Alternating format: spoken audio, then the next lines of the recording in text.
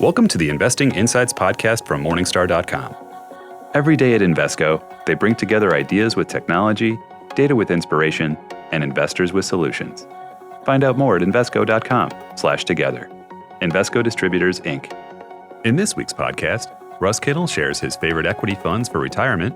Analyst Philip Gorham highlights dividend opportunities in big tobacco. Christine Benz invites Vanguard's head of ETF product management, Rich Powers, to discuss trends in bond index investing. John Hale breaks down the update to our sustainability rating methodology. Christine Benz explains how charitable giving can improve your portfolio.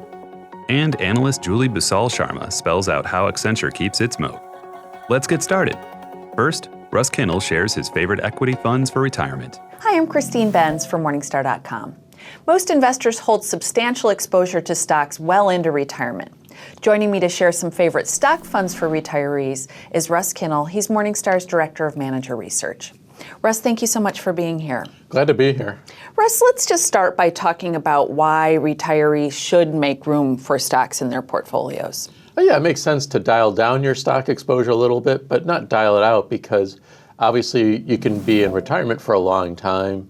You need to keep up with inflation. Equities are a good way to do that. So you may want to adjust your equity positioning, but you really need it for just about all retirees. Right, especially when you consider that retirees are retired for maybe 20 or 30 years or even more. That's right. You need your capital to grow, at least in some parts of your portfolio. Okay. So when you think about funds, equity funds that you think are good choices for retirees, what characteristics are you looking for? It sounds like maybe ones that manage risk a little better. Yeah, I want funds that have some components that manage risk well. I screen for funds that have low Morningstar risk scores, which means they're less volatile than their peers. But of course, it doesn't mean no risk. Right. If you have a fund that's 80 or 90% equities and you have a bear market, of course it's going to lose money. Depending on each bear market's different, but they're not risk-free by any stretch. But I think most retirees need to take on some risk to get to their goals. Okay, so let's take a look at some of the funds that have low risk and that you like overall, that have good analyst ratings. Starting with T. Rowe Price Dividend Growth, maybe start with what is a dividend growth strategy, because the dividend in absolute terms isn't especially impressive on this fund or any other dividend growth fund. That's right. So on the one hand, you have equity income, which is a deeper value, higher yielding strategy. Dividend growth is about companies that have a dividend but can grow that dividend. And obviously, to do that, you have to have pretty healthy balance sheets and some good growth prospects. So that takes, most of these funds are large blend funds, and they have some growth and value characteristics. But it turns out that's also a really good defensive characteristic, because those are the sort of companies that generally held up well in a downturn. So we saw that in 08, 09, a lot of these funds lost less than the overall market. Okay, so this one's silver rated. Vanguard also has some good products in this general strategy. It's dividend growth and dividend appreciation fund. Let's talk about a fund that I think of as being a little bit more idiosyncratic. This is AMG Yacktman, but it's a fund that you think nonetheless is a good fit for retirees' equity portfolios. That's right. This fund, you think focused equity portfolio, that doesn't sound low risk at all. And to be sure, there is some individual security risk, but the fund tends to hold cash. Also, it's got a valuation and quality bent, so that that tends to reduce risk. Again, it's not going to be risk-free. It's going to lose money in a bear market. But I think they've done a really good job of security selection, as well as being risk-averse enough to generally lose less in downturns. Okay. Another fund that you like for retirees' equity exposure is Fidelity Low Price Stock. This is a familiar name, but let's just go over why you think it is a sensible choice, especially for people who want to make sure that they have small and mid-cap exposure in their portfolios. Yeah, in this case, part of the risk management is that it's a very diffuse portfolio, really covers small and mid caps, value and blend, hundreds and hundreds of names, and generally, though, that leads to a fairly modest risk profile. Joel Tillinghast is the longtime manager of this fund, does a kind of amazing job of finding good quality companies trading at fairly modest prices. And if you look over the long history of the fund, it generally holds up pretty well in downturns. Okay. And one thing we always discuss in the context of this fund is Joel Tillinghast is a veteran manager. He's been on the job for a long time. Anytime you're looking at a fund like that, I think it's worthwhile to think through succession strategy.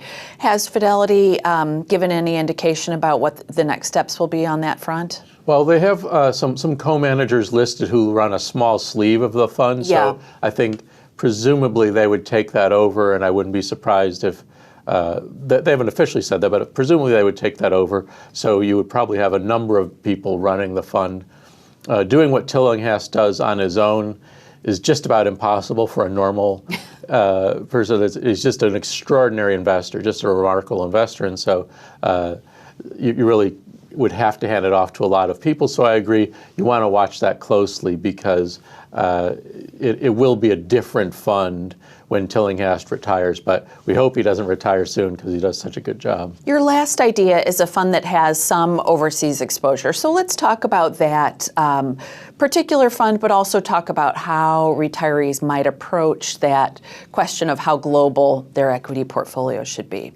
Yeah, foreign sounds risky, and it can be, but it's not as risky as our perception is.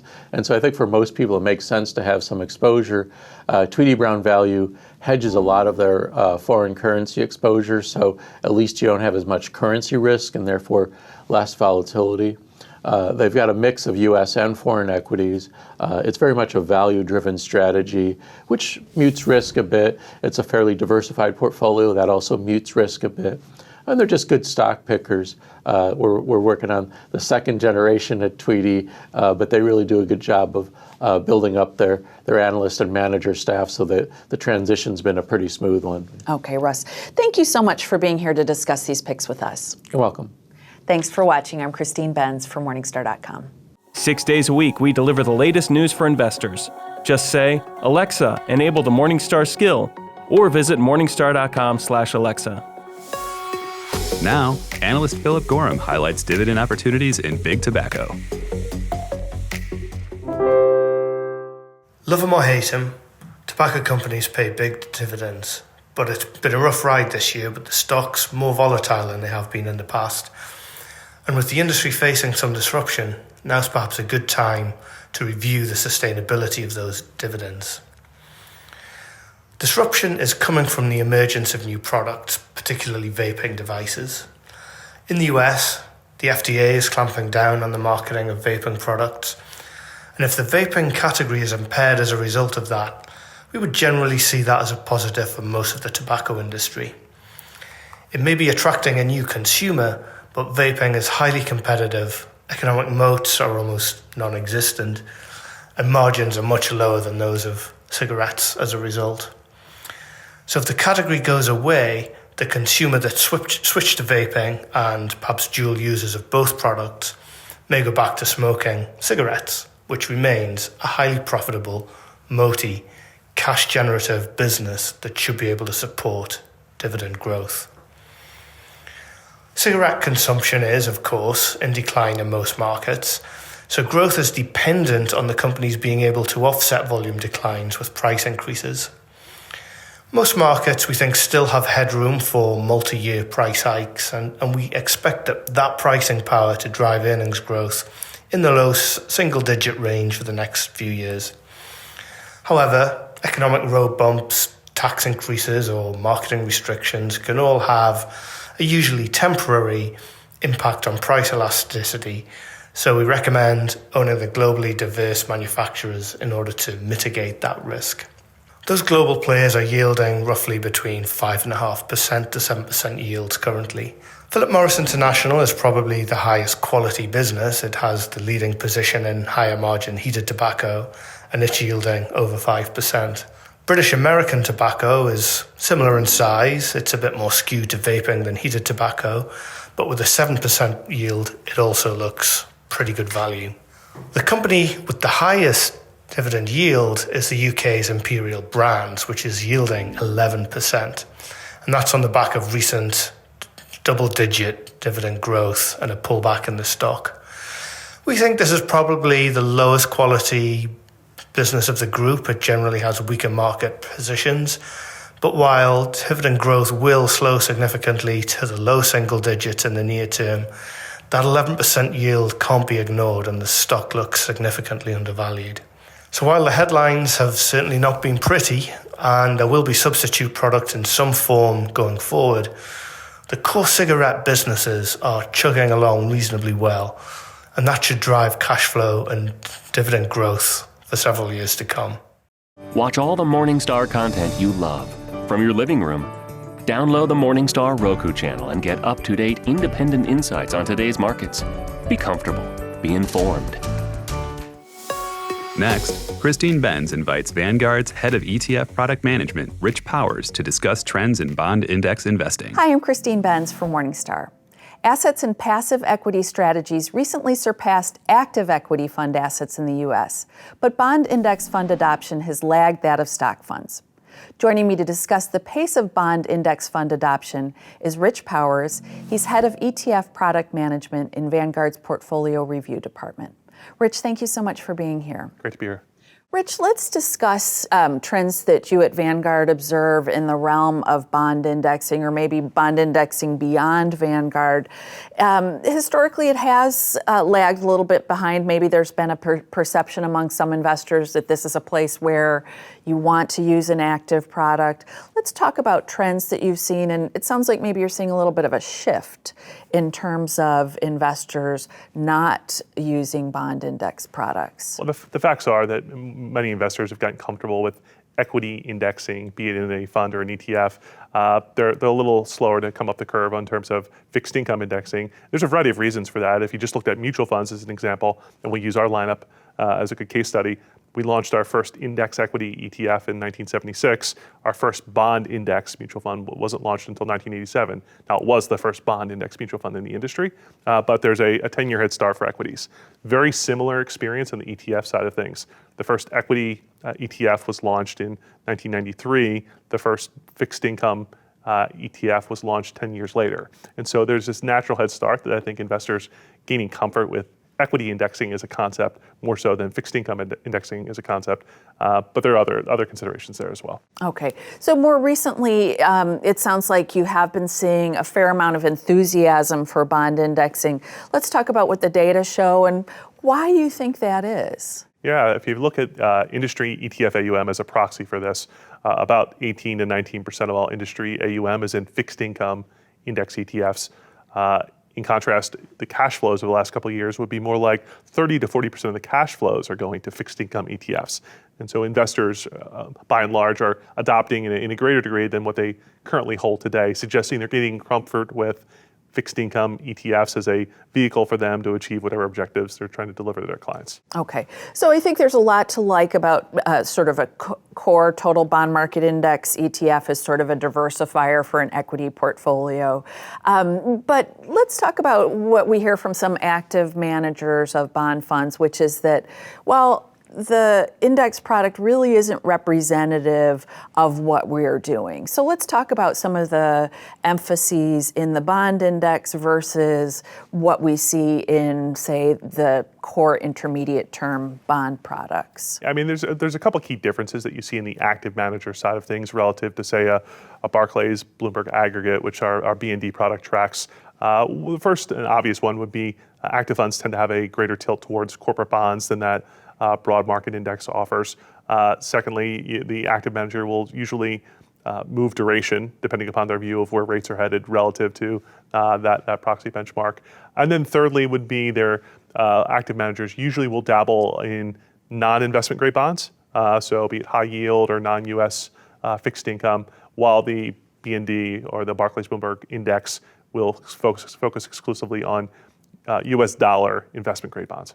Okay, so the net effect of that would be that in some big equity market shock, the total bond market index, because it has very high credit quality overall, might tend to be pretty good ballast. But then in other environments it might not perform as well because yield isn't as high? Right, in an environment where yields spreads are tightening for credit and the active managers overweight that, that's certainly a tailwind to the active strategy relative to a broad market fund, like a broad market index like our B&D tracks, given that about a third of that is in corporates and the active fund is probably going to have much greater exposure. Okay.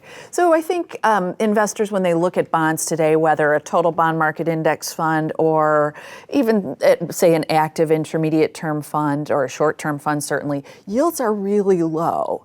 And so I talk to a lot of investors who might say, why do I need bonds at all in my portfolio when I can pick up a cash yield that's competitive and get away from all that interest rate risk? What do you say to that? Sure, I think you have to remember why fixed income or bond portfolios are held in a diversified portfolio. And it's really to be a ballast or the shock absorber during very volatile market environments on the equity side of things. Likewise, if the investor is considering, I'll use a cash option instead, I think that investor needs to be cognizant of when's the right time to move to cash and when will be the next right time to move back into fixed income. As we know through all the different academic studies that have been undertaken, the ability to call future market environments, to call interest rates is very challenging for professional investors, let alone a retail investor or advisor. And so the strategic asset allocation is the key here. And if fixed income is meant to be part of that portfolio, keeping that relatively static over time is probably the right answer. Okay, Rich, great to get your perspective. Thank you so much for being here. Thanks, Christine. Thanks for watching. I'm Christine Benz for Morningstar.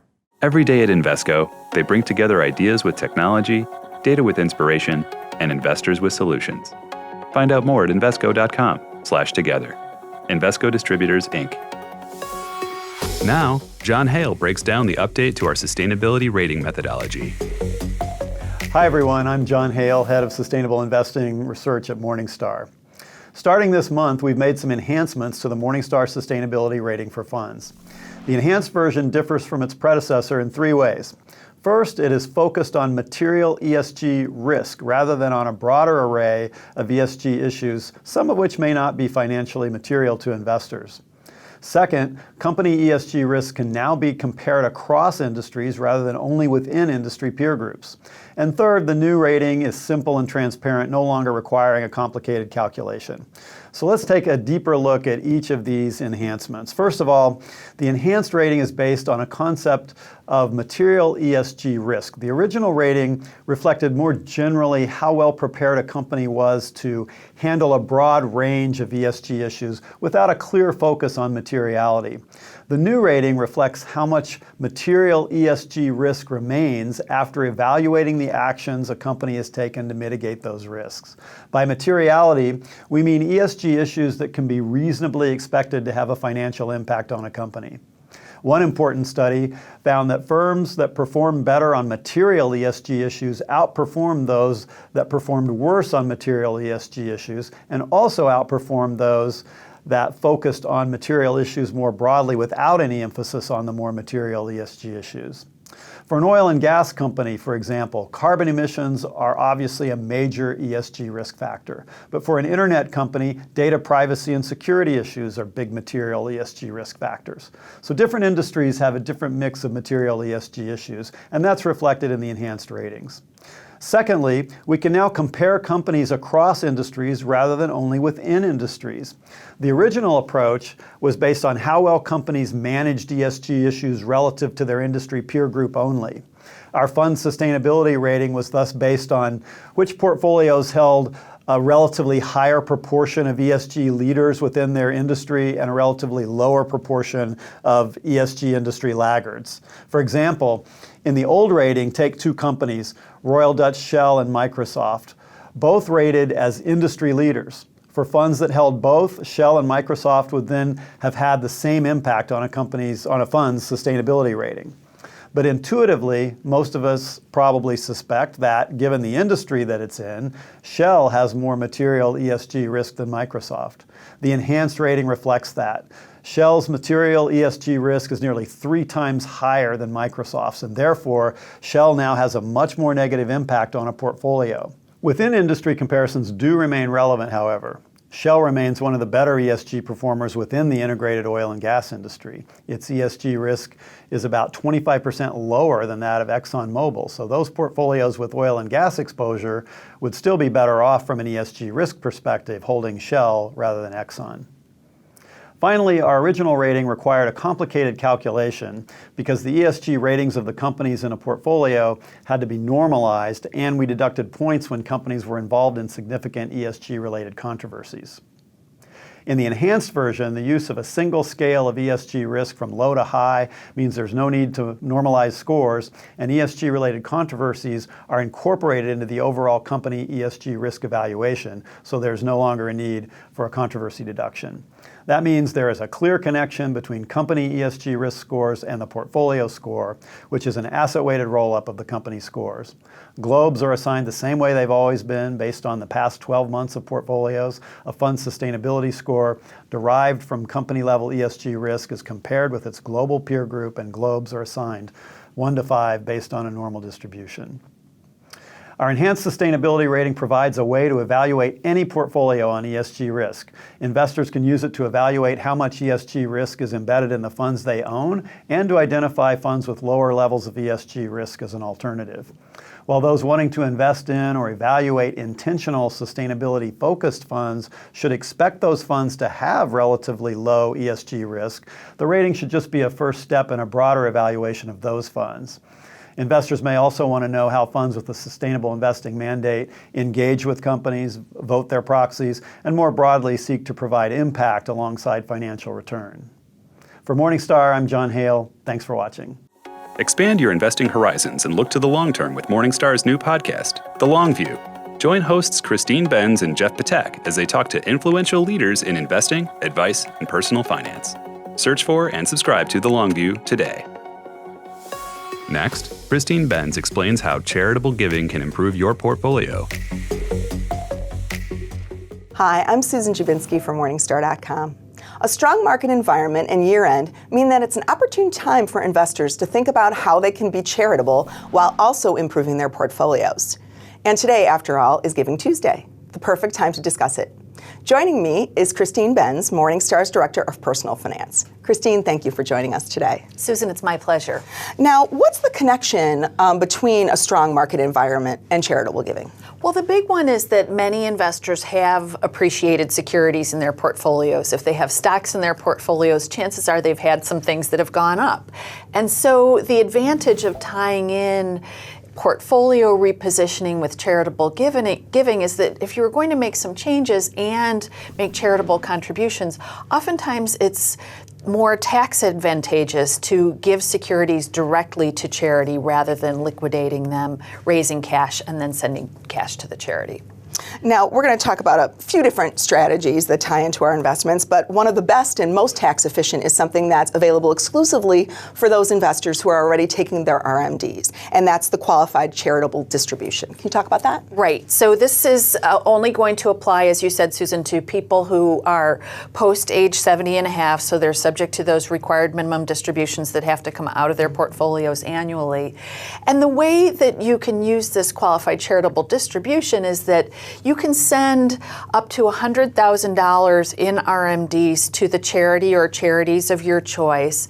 And the virtue of using this qualified charitable distribution strategy, where you essentially let the financial provider work directly with the charities that you want to give to, is that by doing the QCD, the amount of that RMD that's going into the QCD is not affecting your adjusted gross income.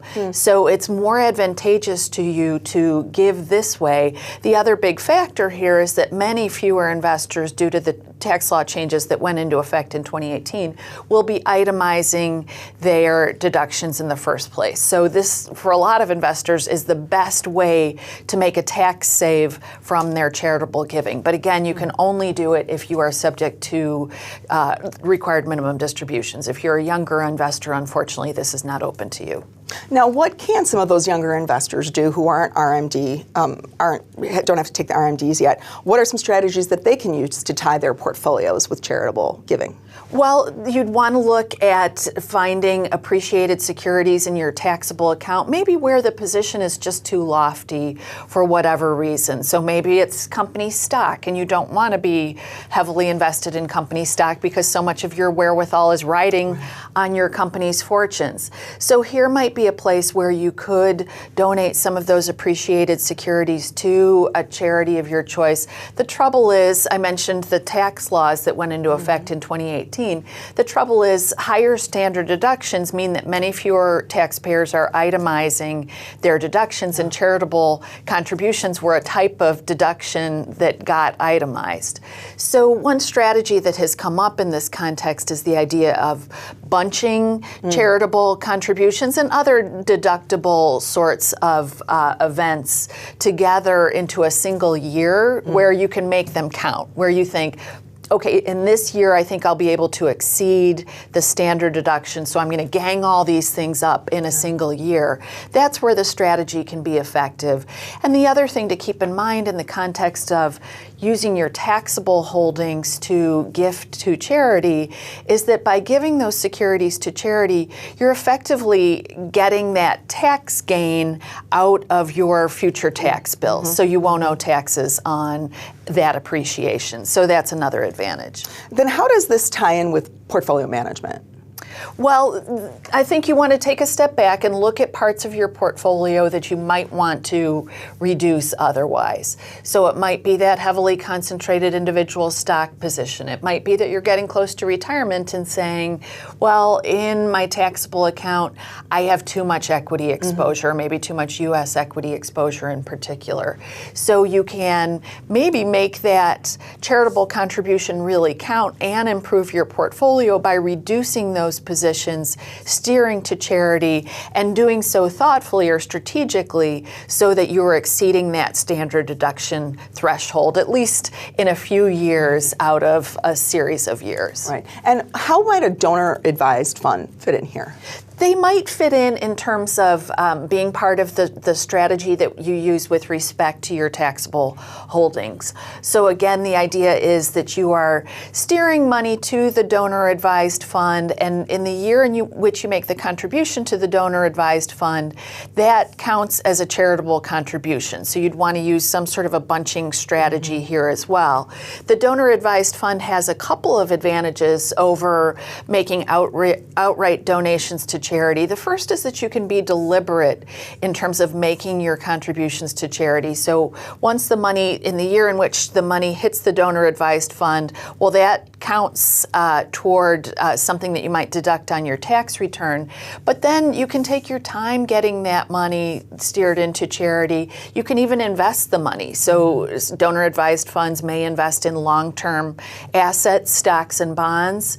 And I think that can be another valuable strategy as well. One other thing to keep in mind is donor-advised funds can accept individual securities. So they can take in-kind contributions of appreciated individual stocks. Even some of the more sophisticated donor-advised funds may be able to deal with illiquid securities. So that's another advantage as well. Your typical charity might not know what to do with those contributions, especially of illiquid securities. Donor-advised funds are usually set up, or often are set up, to deal with those types of contributions. Oh, that's interesting. Christine, thank you so much. A lot of great food for thought during the holiday giving season. Thank you, Susan. For Morningstar.com, I'm Susan Jabinski. Happy holidays. 6 days a week, we deliver the latest news for investors. Just say, Alexa, enable the Morningstar skill, or visit Morningstar.com/Alexa. And lastly, analyst Julie Basal Sharma spells out how Accenture keeps its moat.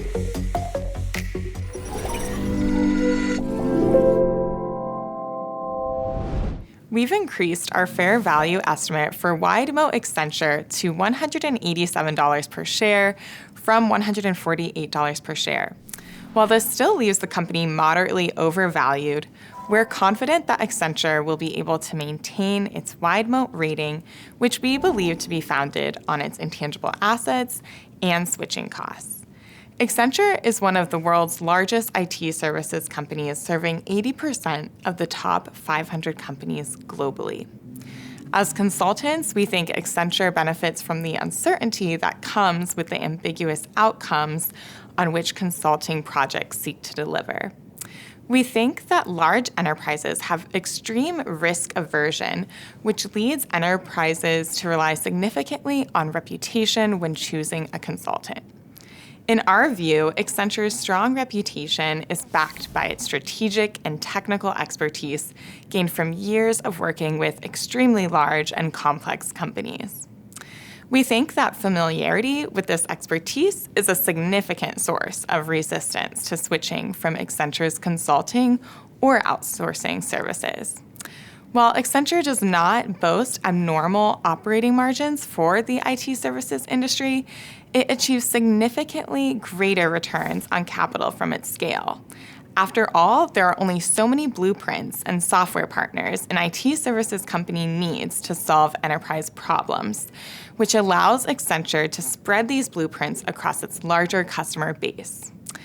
All in all, if Accenture stock were to endure a substantial haircut, we think Accenture would be an attractive buy given the strength of its intangible assets and switching costs.